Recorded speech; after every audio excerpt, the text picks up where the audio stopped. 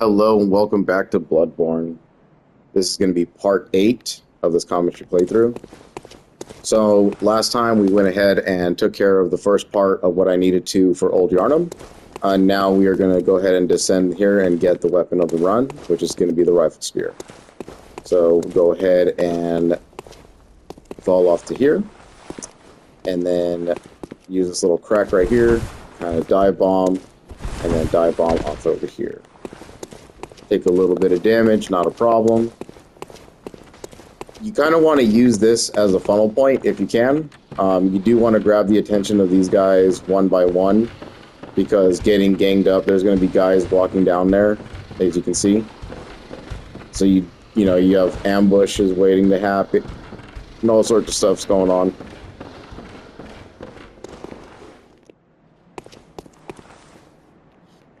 They really just want you to see the treasure chest, run over to it, and then just start getting ganked on. But I have other ideas. So we're going to go ahead and keep our torch on us.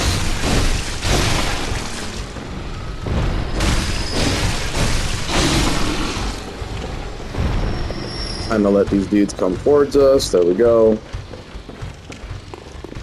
It's the little guys that you really want to get the attention of. You don't really want Big Dude to follow through.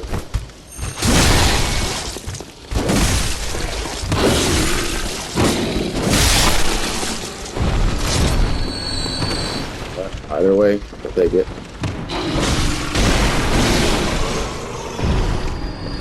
Okay.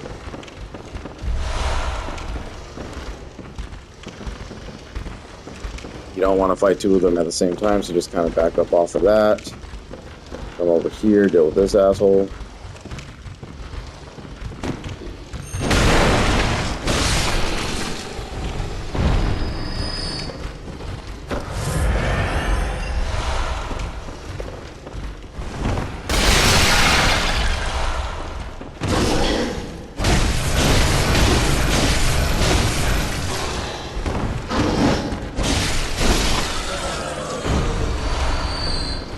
That grab attack can be really annoying to deal with, so just be careful. Does a lot of damage, probably an insta-kill for most parts. I'll go ahead and open up this chest and grab the Tempering Blood Dim Stone, another item.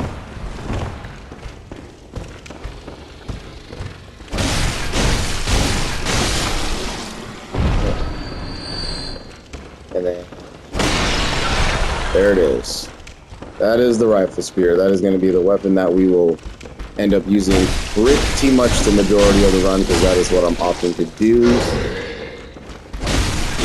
And I think actually with the powder keg badge, it also opens up the rifle spear too. So very cool weapon. I've been wanting to use this thing for a hot minute now. So moveset. Little poke, just as you would think from a spear, of course. A couple of slashes from the rolls. Transformation mode turns into basically a halberd. A couple of wide sweeps. The heavy is a kind of a dash, step forward poke. There you go, you can see that. Takes a couple turns, boom. And I think anything that's in front of it will take damage until like the final poke, so it's really cool. Let's see here. The transformation mode is also a gun, hence the blood tinge skill build. So it's like a wide arcing shotgun, so basically a blunderbuss, but in a spear. Yep. And we can pull off parries and all that kind of stuff with this thing. And yeah, so it's pretty good. And then once you transform it, well, it'll always do. So you can kind of like set your opponents up or anything like that. You know, get a couple of swipes in and then just kind of trick them out with a really fast gunshot that can stun them, and then you can perform your viscerals. So very cool weapon, something that I'm going to definitely use. A lot of enemies are really weak to poke damage. Or I should say piercing damage in this game, especially ones later on. The red moon hangs low, the beasts rule the streets. Are we left no choice than to burn it all to cinders? Okay. Very good. So this is the window you jump out of that we saw. We did a little sneak peek in the last part, and we got to see all this stuff.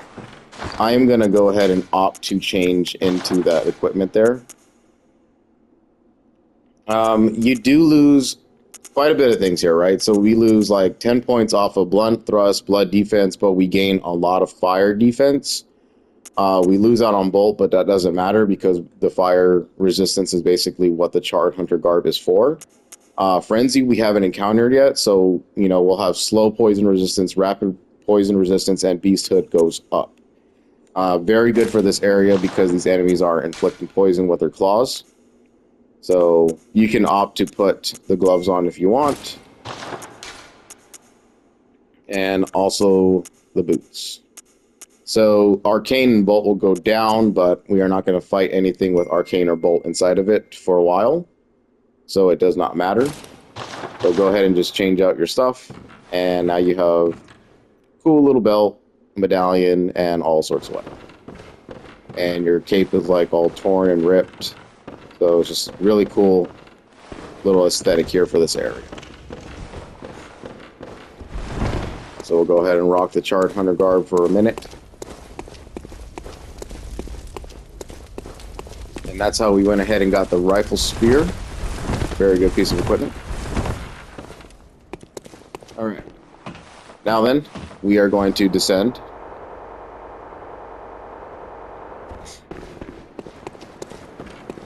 And head over here where this is the path to continue. Alright, so there is going to be a critter in this area along with some beast. I usually opt just to go for the critter because he is kind of annoying to deal with. But the beast have other ideas. Yeah, and he disappeared.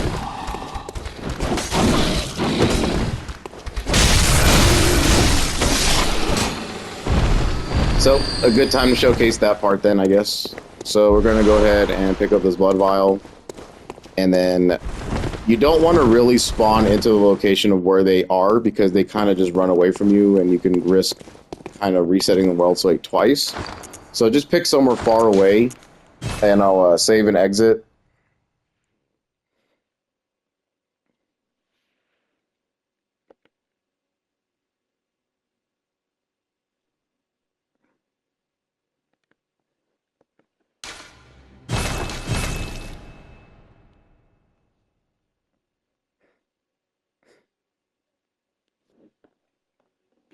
Yep, so then go ahead and reset the world state. Make sure that you are safe doing this by having no enemies to deal with. And the little guy is right here. I find that they die to the saw cleaver and serrated weapons a little bit quicker than anything else, and it's actually a lot easier to kind of swipe down and hit them. But they just seem really resistant to damage anyway. I don't know, you know, just whatever. Just do what you gotta do, kill it. Probably use the flame sprayer, get a wider arc or something like that. But go ahead and kill that guy. There's gonna be 2 werewolves here. These guys are a little bit more upgraded than our usual threats that we faced at the beginning. Go ahead and grab that blood pungent cocktail. We're gonna really need those for this upcoming boss. I just kind of aggro these guys. I mean, there's no avoiding it. We're going to have to fight them. If you can, you do want to pull off a couple parries here if you can do it.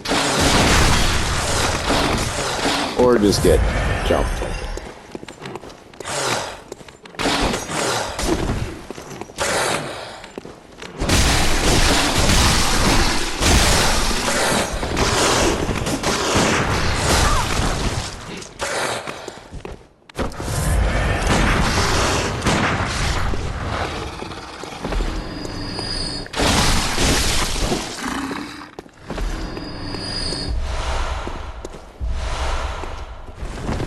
So as you can tell, what you're really running into the problem here with is that there are literally no gunmen or anything that replenishes your Quicksilver bullets. So you are going to be very limited in how many parries you can perform out here. That is why they kind of gave you the torch. To kind of signify, like, yeah, you're going to need a stronger torch version in order to kind of deal with these guys. They're weak to the fire, so use it.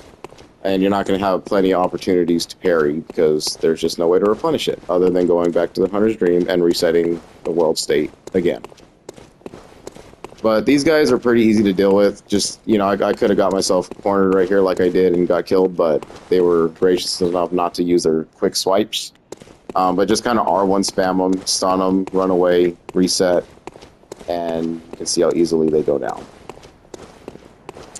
So not too bad there. Down that way was just another item and a door that was locked. We will revisit that at another time in the game. Over here, you want to come left. And if you pay attention, the observant hunter would see that there is a beast kind of hanging up there. You can't really do anything to him. I mean, I'm sure you could probably line up like a pebble shot or something to knock it down, but I've never had success doing it. The idea is you grab these pellets and he drops.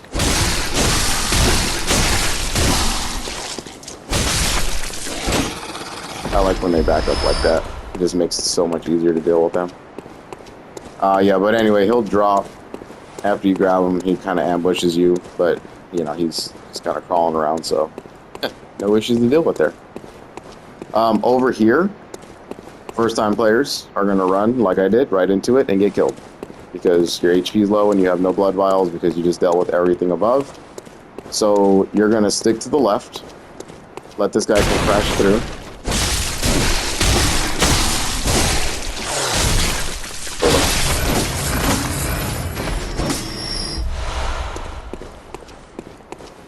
There you go.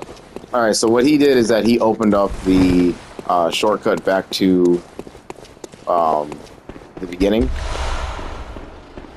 And we are actually going to come back here and revisit this. Or... yeah, I feel confident. Why not? Let's do it. Famous last words, right? Alright, so there's two big problems here.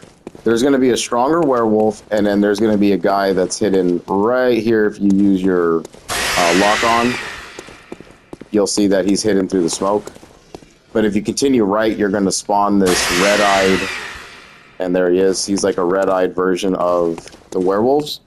So he is just a lot stronger version. He can do a lot more damage.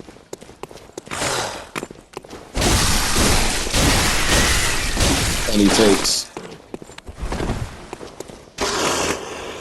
quite a bit, actually, to kind of get through. There you go. Okay. Oh, and that's a rare drop. So he rare dropped a blood beast pellet for me. So you just want to really be careful with this guy. He will just hit you for hard damage, and yeah, not a good time with that. This guy, I don't know if I've ever been able to get up behind him. Yeah, he just kind of knows where you're at.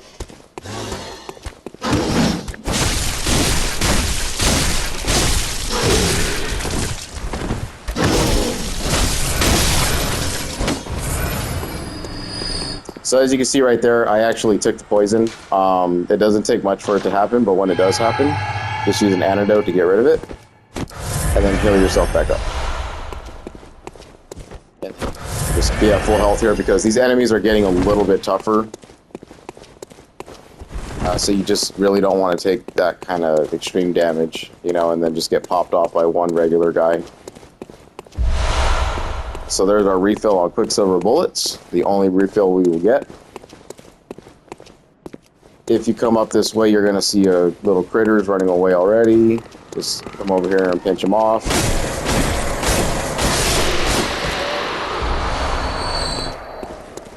Get a bloodstone shard. Go back up the stairs because he ran away from us. Pick up some more bold hunter's marks. And nothing around the corners here, but go ahead and check anyway. And then we have arrived to the boss door. Two things about this. This is a summon that we can use for the boss. if you want to straight up fight, the Bloodstarved Beast is what the next boss is. He's a beast enemy. Crawls around on all fours, looks insane, and can do poison damage, and just is straight up just very powerful. So a couple swipes and you're done. There are two methods you can deal with him. You can use a summon and kind of go in there and just smash face, use fire, serrated weapons, stuff like that. Or what we're going to do is that we are going to use the blood pungent cocktails. And that's all you need, along with fire paper. So you want to have pungent cocktail and fire paper on. You're going to light your weapon on fire with the fire paper, and then you're going to throw pungent blood cocktails in a corner of a wall, and then just kind of keep the pressure on it and just kill it that way. I don't mind either method. I've done it both ways. Alfred, he's the guy that we met back at the Cathedral Ward. You know, he was kind of giving us a breakdown of what the healing church is and what Bergenworth was. So he's a very good at being a distraction, but I just think that he dies a little too quickly. The NPC summons in this game are kind of ass. Like, sometimes they will make themselves very good at distracting an enemy, but at other times they will just mess up. So, you know, we got to do what we got to do with it. Nothing too hard. But Alfred, like I said, he's really good to use if you really want a distraction and fight it fair. Just do it that way. Now over here we got some beast guys. You can see that they're very, very powerful. Or I shouldn't say very powerful, but they just got like huge health buffs for whatever reason. Probably because they're near their master. I don't know. I don't know the lore.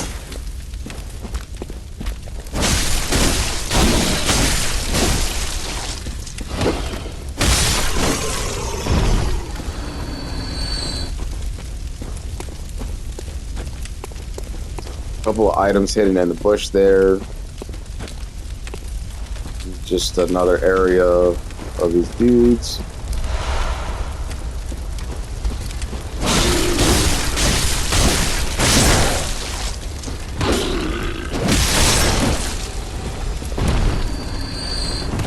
And there you go. So once we enter here, you can already kind of see it there. That thing's going to start coming after us, and then we need to be ready to fight it. Use either method you want, but I am going to do the blood pungent cocktail, unless, I still said that wrong, unless he ends up killing me, and I will have to, I guess it's a sheep. I guess I will have to do it with summon help if I fail this first method, which has happened before.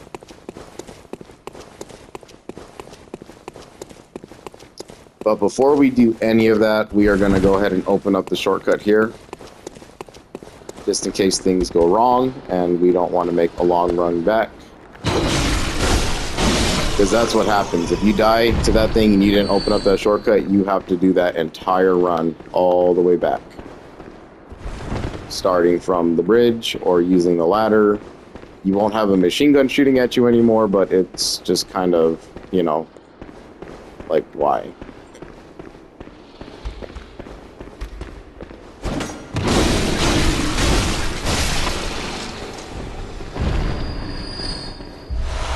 Item in the corner, some bloodstone shards.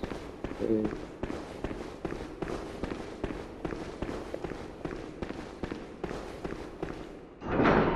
This is the shortcut. It's that gate that we dropped down much earlier in the run. And then here are some more additional fire papers, which are great for this upcoming fight and for future beast fights anyway. Alright, so now that the shortcut has been opened, you can pop a bold hunter's mark in order to go right back to the hunter's dream, or you can just save it and you know, take the 10 extra seconds that it does to climb this ladder and then just run back to the lamp. I'm all about saving my items as much as I can. Needless waste is not something that I like to do.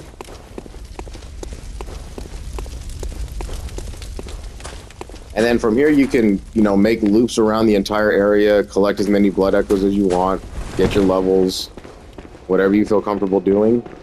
We're going to go ahead and return to the Hunter's Dream.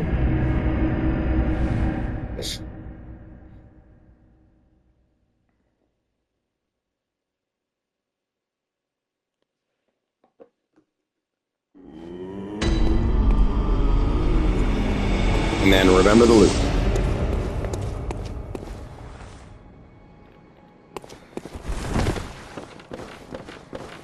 So start with your storage, storing the items that you want to store. Go to the workbench here, and we are actually going to fortify our weapons. So like I said, we are going to go ahead and use the rifle spear, so I am going to use a bunch of my shards for that. Now at +3, I have to start earning twin bloodstone shards in order to get it to +4. So a whole new stone shard that we have not found yet. Not a problem. Those will come in time. We will go ahead and upgrade the saw spear because it's going to have to be my secondary weapon for a while. Up to that. And then I'm going to go ahead and upgrade my hunter's pistol to +3 because that is going to be my main offhand weapon for a hot minute until much later.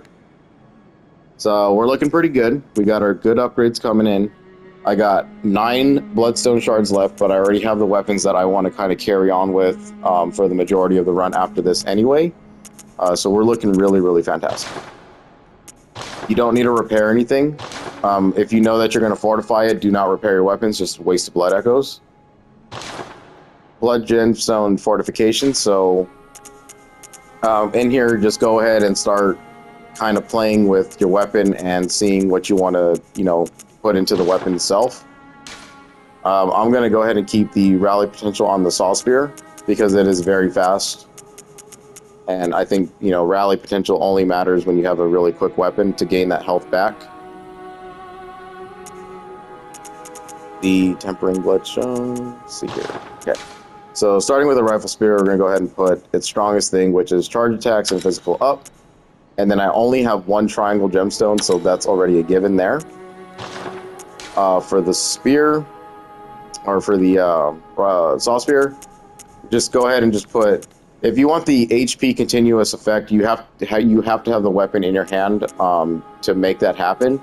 It's really good, like if you run out of blood vials and you know that you can make a run somewhere, but you just don't have the HP to do it, then you can just kind of sit there, go make a sandwich or something, and just let your HP recover over 1 tick, like every 3 seconds or something like that, and then come back to a full health bar and then just make your run. Hopefully you get to a lamp or something like that.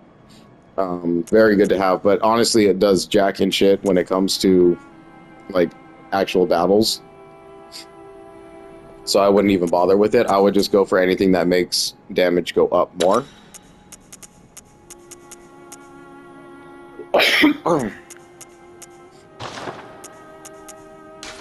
And then for the hunter's pistol, we had that 1 blood gemstone for the blood tinge, and that's going to make our attack go up to 11, +11. So not major, but I mean, an extra point of damage in this game can be the difference between beating a boss in 1 or 2 swipes, to be honest. So take them as you can. So once we're done with that, then you hit the altar. Obviously we can't use that left, but that is going to be your route. Boom, boom, boom, boom. Get into a good habit of doing it. Let's see here. I will opt to change these guys every so often. I will go ahead and leave them bloody messenger bandage. And yeah, they just, like I said, it's just cosmetic. So all of my little people will show up like that if I left messages around the world. Everybody that reads them will see that I have acquired the bandages. Oh, another German conversation.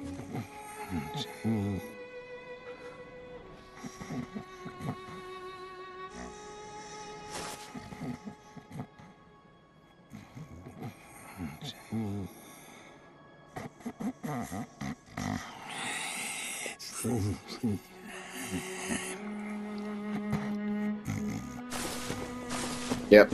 Can honestly say that I don't remember seeing that one. I know I've gotten it before. It's just, it's so hard to get You just don't know when he's going to show up. And maybe there is a way to trigger it. I just don't know it. So I guess I'll just have to read the wiki. Now, if you do mess up on the boss, this is actually a pretty good thing you can do. If you do end up messing up on the boss, you can come over here and buy the pungent blood cocktails for insight, with your insight. I wouldn't suggest doing that because we should be able to get it in one try, and if you do mess up, you do kind of want to use your insight to summon Alfred, because he'll be summonable until you have 0 insight. So yeah, just do with that with what you will, but I suggest not to do that. Over here you can grab Durga's costume, which is the Ashen set. So the gray cap and then the Ashen Hunter garb. Pretty good defensive stuff against Bolt and Arcane, to be specific. A little bit more to blunt defense and stuff like that, and increases your Beasthood meter and stuff like that. Good frenzy resistance and all. Yeah, it's a cool look. You know, we'll snag all the stuff up once we actually start getting insight that's worth it. But I would save it for Gascoigne stuff, because we're going to need that in the future. It's just for now I'm not spending it because we are running up on some stuff and still gaining insight. And we want to keep our insight in case things get messed up. Come down here, talk to these guys.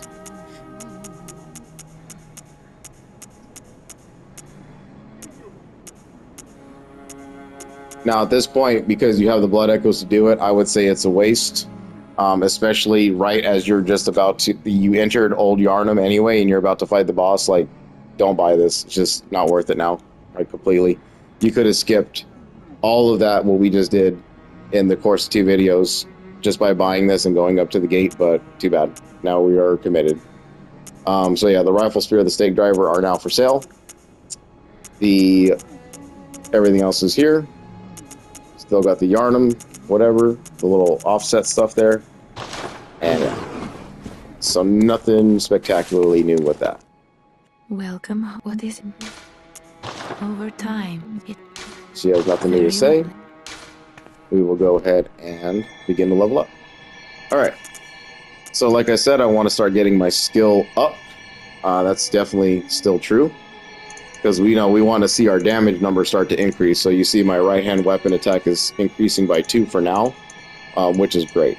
Our physical defense is also going up. If we were doing strength, physical defense also goes up. But it doesn't, because my weapons aren't strength related, you can see that it's not really going up as it should. But when I do the skill, I mean, my right-hand weapon 2, which is the spear, is increased all the way up to 130, as opposed to 128. So strength isn't going to help you. You can increase it once you reach your level cap for skill, and this will kind of, you know, it'll buff your weapons up by virtue of a point or 2, but it's not going to help because our weapons aren't scaling as well with strength as they are with skill. Blunt Hinge, on the other hand, it is going to only just be useful for my pistol and the shotgun version of my Rifle Spear. So we'll go ahead and level up skill all the way up to, I'm thinking at least 30, and then start focusing more back onto vitality and endurance, because we're going to need those HP peaks once we start getting deeper into the game. So skill for now, so we can start hitting harder. farewell. Now, I could pop the Blood Dews and Cold Blood to go ahead and get more echoes to level up, but what you want to do is, if you have 2,000, go ahead and buy the lantern here now.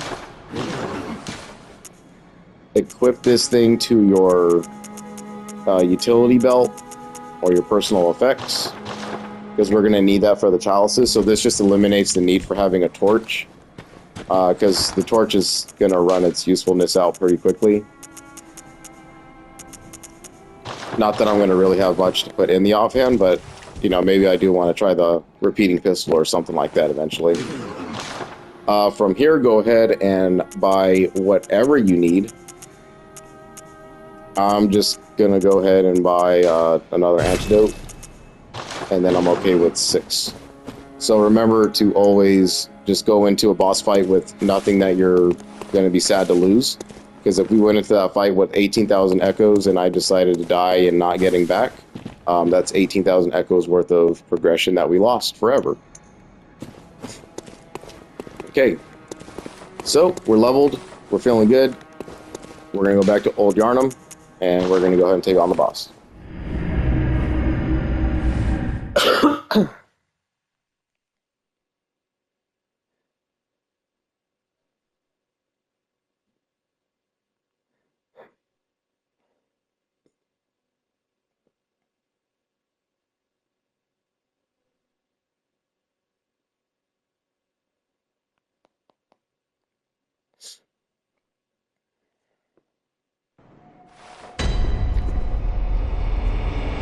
Alright, so you see my dudes, they are all bloody bandaged up.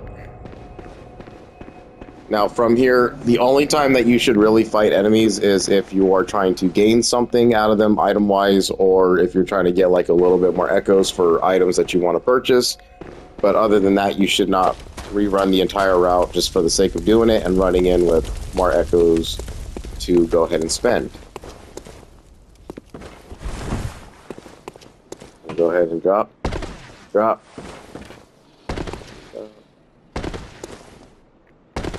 Or if you have to be defensive and you have to fight enemies off because they're in your way, then go ahead and do that. But for the most part, you should be able to sprint past a lot of different stuff.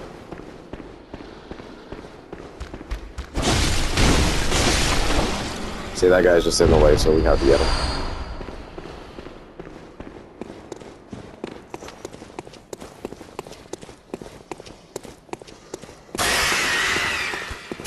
Just take a wide arc on this guy.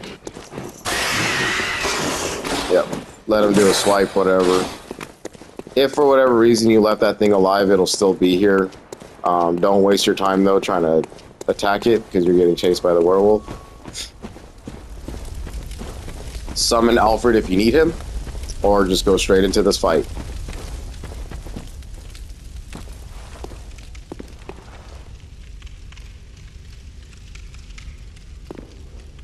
He's just getting hung up there. Funny.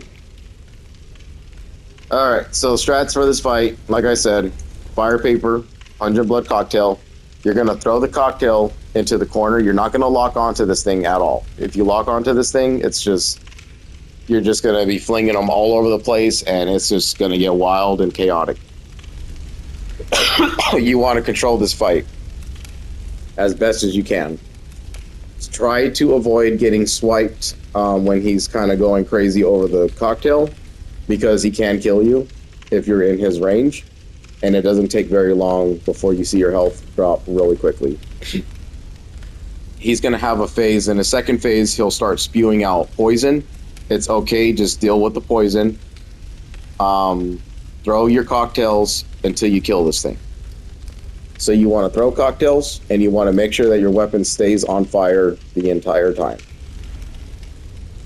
This will probably be the last use of the Saw Spear that I have for a while, because, you know, like I said, I do want to get into using this thing, but because we've already upgraded this, and it is serrated, and that's a beast enemy, this is the best type of weapon in the situation, so we're just going to play it by the numbers.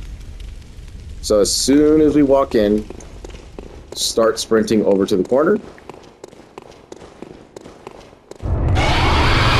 And then once we get that, we want this thing to walk up on us, throw the cocktail, set the fire, and go.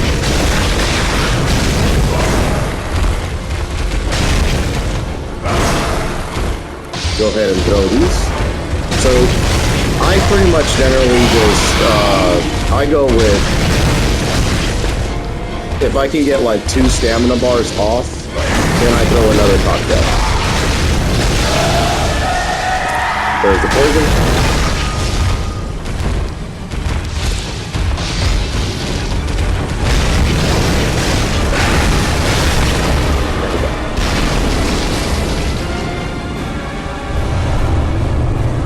And your reward for doing all that is the Thumaru Chalice. So the first introduction into how to Chalice Dungeon Now, Berman already made a mention about holy chalices and, you know, becoming stronger off of them and stuff like that. He wasn't lying. These things are really good. They're a part of the game. Sadly, I don't see a lot of people really do them. Even though, like, chalices are literally part of the game. And it kind of opens up a lot of world building, because a lot of the things that made Bloodborne what Bloodborne is in this universe came from the catacombs of the dungeons. So, you know, do them. They're not that bad. They are repetitive. They can seem uninteresting at times, but honestly, I have a good time with it, so, you know. I do turn on online mode when I do chalices, because there are messages left behind, and a lot of people are very helpful in guiding you around those areas. Some people will tell you when there's a false area or something that's not worth your time, just head back. Or if there's actually good treasure or hidden walls or something like that, you know. And of course, you have your couple of jokesters here and there, but for the most part, the people who get upvoted are always the ones that, you know, have good details about stuff. So you saw in that fight, it took me 4 pungent blood cocktails, just chuck them in the corner. I never locked onto it. 1 fire paper use, which was great. I usually use 2. So my weapon didn't never run out of fire. So I was doing as max damage as I could with the levels that I had, and a serrated weapon along with fire damage. So the Bloodstar Beast did not stand a chance when it was had its attention turned towards these cocktails.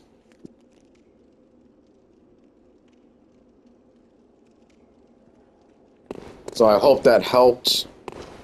A very good trick that I seen used. First time I did it, I was just like anybody else. Try to go around, shoot at it. Had a rough time. You know, its long arcing swipes are just terrible. I actually, at one point, I think one of the runs I did way back when, I actually had like no insight, because I was buying stuff from the insight pool. Not really, you know, just being a complete noob at this game.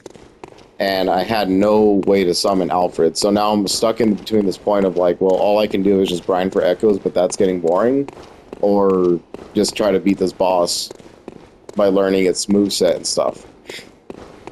And honestly, like, locking on and sidestepping it to the left is probably an easy way to deal with it as you're fighting it. But a lot of the recommendations that come from other Soulsborne players is that you want to dodge through its attacking arm, which for the most part is true, yes, because you do not, you know, you don't want to like dodge into an area where its swipe is coming from, because the way that the hitbox works in this game, and it's like in Dark Souls, you want to roll through the damage is basically what it's called. So you just roll right through it, roll through the right side where it kind of swipes all the time. The most dangerous attack that it does is the crazy swipes all over the place, can't really tell what's going on, and getting poisoned. Those are probably the 2 most dangerous things that this thing performs. So if you do have to fight it mano a mano because you didn't know that Alfred was off to the side, or you just did not cooperate with him, you have no more insight, whatever, fire paper, serrated weapons, and then just kind of step dodge or roll through his attacks, and then just kind of take 1 or 2 swipes, don't get greedy, and you can defeat that thing without using the cocktails at all. But honestly, there is no reason not to do this, because the cocktails are very useless after this. For a majority, I mean 99% of the game, you will never use those cocktails ever again. Unless you go chalice dunging. Because you will fight another one of those things, a much tougher version of those things, and the blood pungent cocktail will, I keep saying that thing backwards, I swear. But you will use those cocktails in that arena as well, on 2 occasions actually. In order to beat them the boss. So we're going to go ahead and light the lamp. And this is it for Old Yharnam. You don't have anything else to do here except run the course back, fight those guys. They give a little bit more echoes, so if you want to kind of farm them up for their echoes and get blood vials or quicksilver bullets, because as we continue to progress and beat bosses, you get different triggering stages that will start making the items in the bloodbath messengers more expensive, because we're going to start fighting enemies that give us thousands of echoes in one sitting, and you know, it's just kind of like trying to balance the shop out a little bit. So where the blood vials used to, you know, only cost us like 160 to 180, they're now up to like 320, and then they're going to be up to 640, and they're going to go all the way, you know, they go up basically by halves. So they're going to be very expensive in the long run. But as you can tell, like, you don't need high arcane. These enemies drop items like Christmas presents, so it's easy. Just go around, get what you need. Not a big problem. The gear setup, honestly, just whatever works. I chose the Hunter, the charge stuff, because it had the highest slow poison resistance, which is why I did not kind of quickly succumb to the poison. And really, that's it. I mean, once that thing starts like spewing poison all over the place, and you're having to dodge its like heavy swipes and all that, that's where the thing becomes most dangerous. And yeah, just not fun to deal with at all, in my opinion. But that's it. We shall go ahead and stop rambling and head over to the Hunter's Dream.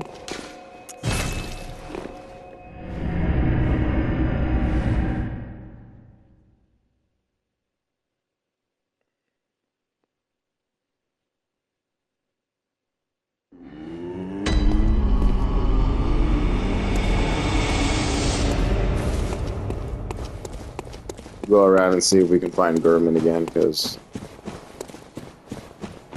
honestly, this is like a lot of trips. Like, I'm just taking a lot more cautious of approach this time, because I'm trying to show that what the smart way to play is in Bloodborne, rather than just kind of, oh, okay, I played this game thousands of times. I can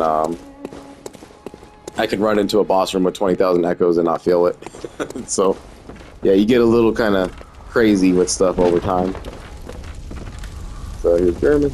The healing church and the blood ministers who belong to it were once guardians of the hunters in the times of the hunter Ludwig. They worked and forged weapons in their unique workshop. Today, most ministers don't recall the hunters, but they have much to offer you. And so, heed the message of your forebears. Ascend to Erden Chapel.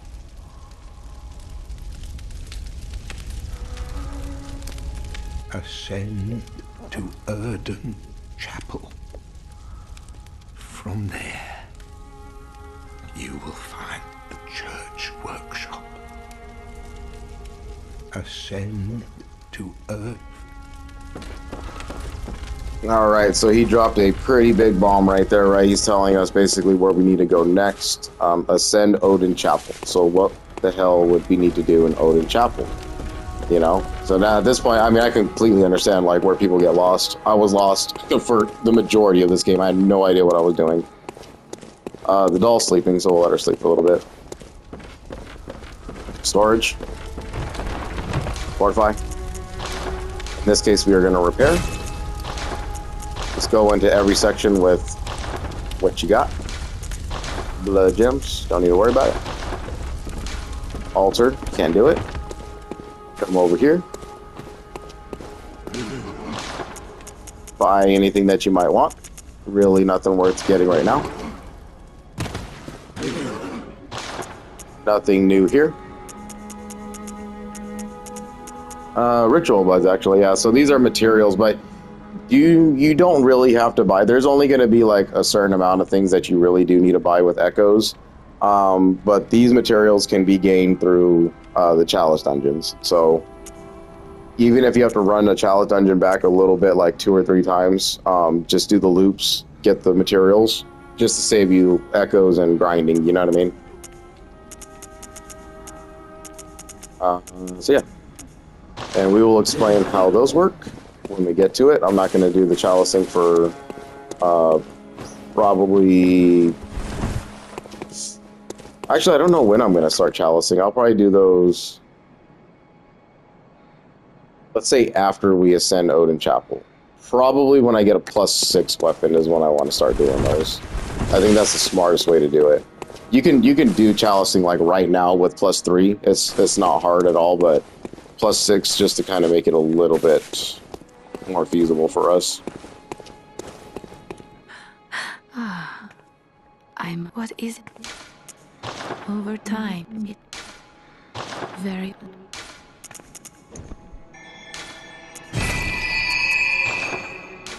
Farewell, good... Alright, so Gurman told us to ascend Odin Chapel, so we are going to go ahead and head over to the Cathedral Ward and see what he was talking about.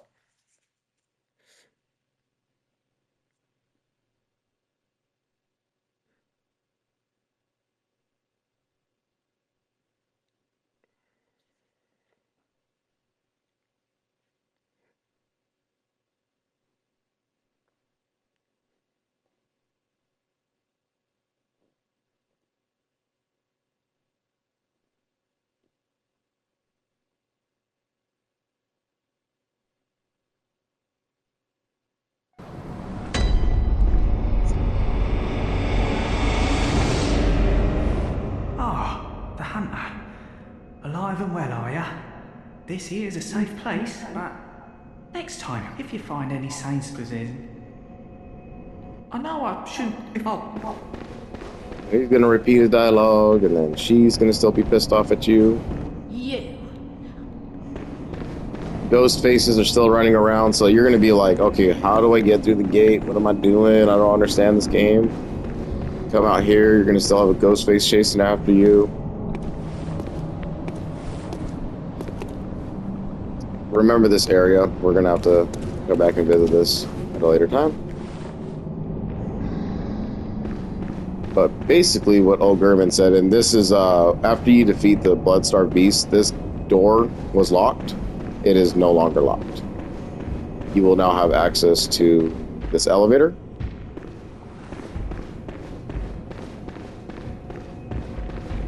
And the ascension up towards Odin Chapel.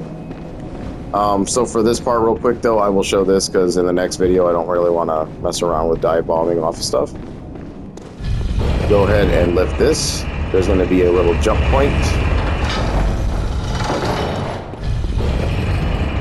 Go it back down and I'm going to skip it. Alright. Yep. So elevator games, elevator tricks, just like From Software loves to do. There are, at times, there's going to be a lot of elevators that have like hidden paths and stuff like that. This is one of them. Very first one we'll encounter. How you would know is that if you just ride up and down the elevator and then just kind of pick a corner, look at it, look at it, look at it, and then just be like, oh, there's an opening. Just take it. Now, don't backstep or roll off of here because you will fall down the hole and you will die. And that'll be a pretty pathetic death, right? So run over here, fall down, and pop this chest. This chest will give us your first rune. You're going to get an achievement pop right here for having your first rune contact. And you can view the runes over here with the Carol runes, and these give us special effects. You can put up to 3 normal runes, and then you have one special one that we will see at later times throughout the game.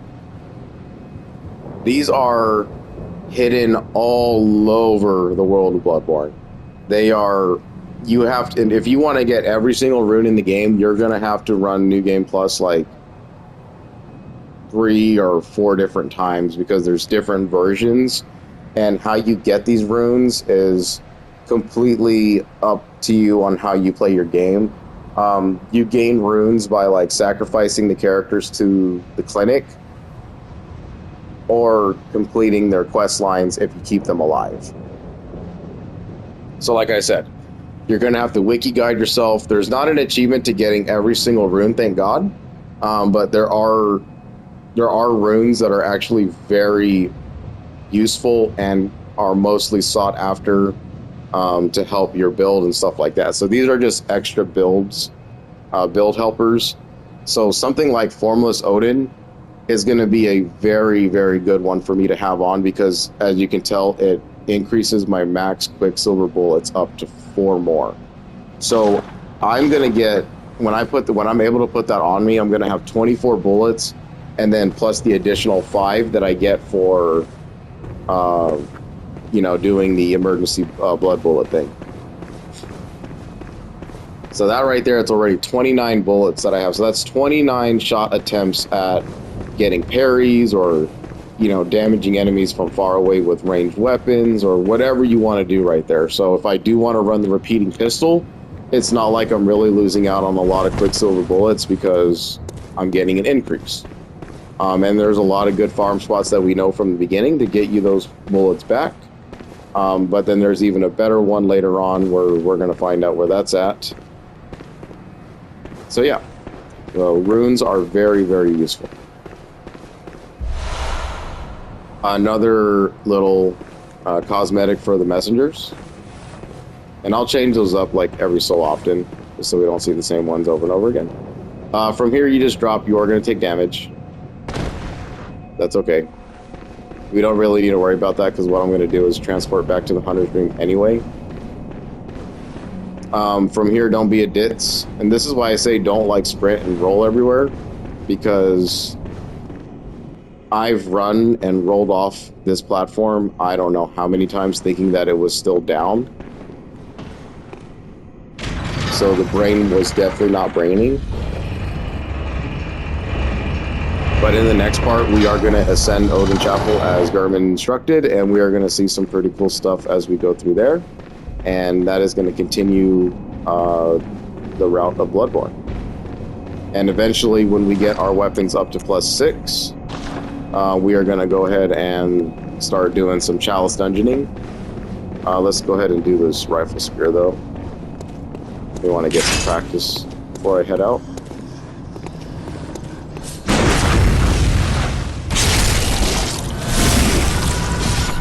Okay, practice complete.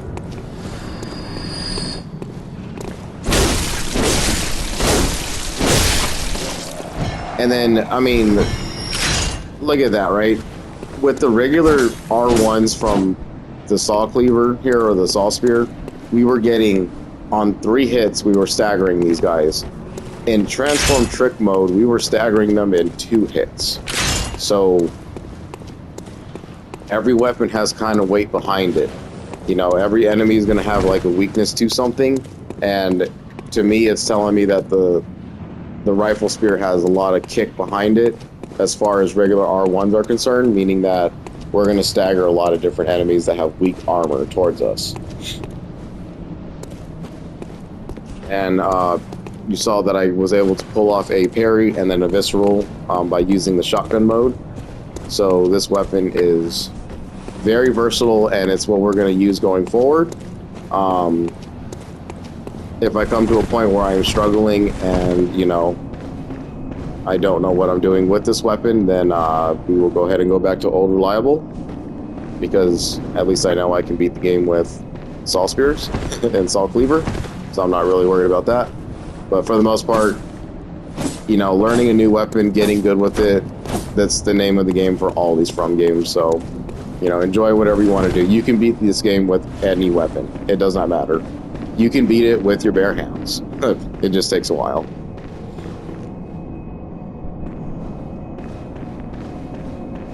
Alright, so let's head back over to the Hunter's Dream, and we'll call it there.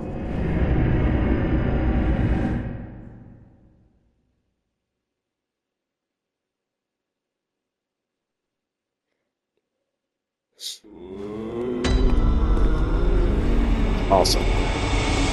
Okay, so I'm only coming back here because I need to remember where I'm at and what I was doing. Because if I end up at Odin Chapel, I'm going to be like, wait a minute, what am I doing here? Because in the side of this, I'm also going to be running Dark Souls 3 and giving that game a little bit more justice than I did the first time around, by also giving it commentary and stuff like that. So I am back into my Souls form, hopefully, and enjoying what I'm doing right now. So that was Old Yharnam in 2 parts. Went ahead and dealt with Durja and his machine gun, his little beast buddies, and took down the Bloodstar Beast using the Pungent Blood Cocktail method. I wish I was more blessed with time, though, and I would show all ways that we could do it. You know, if I knew how to do that kind of stuff, I would load up safety saves and all that kind of crap, but no. We just do it straight up the gate. I was very pleased. Did not take a single death that entire time. So like I said, if you take your time, you scan your battlefield, you know, even though I know what's happening and I know what's around the corner, I mean, there are plenty of times where mistakes can still be made by veteran players of the series. It happens, you know, you just kind of take 1 or 2 smacks and things get out of hand. But thankfully, none of that happened, and we got out there unscathed. Weirdo death by that enemy hunter. But just, if anything like that, humanoid enemies or anyone that seems important that dies and they fall off the cliff, just reset the world state and you will get the item. Or at least you should. Because they should be 100% drop rate. Alright, so thanks for watching.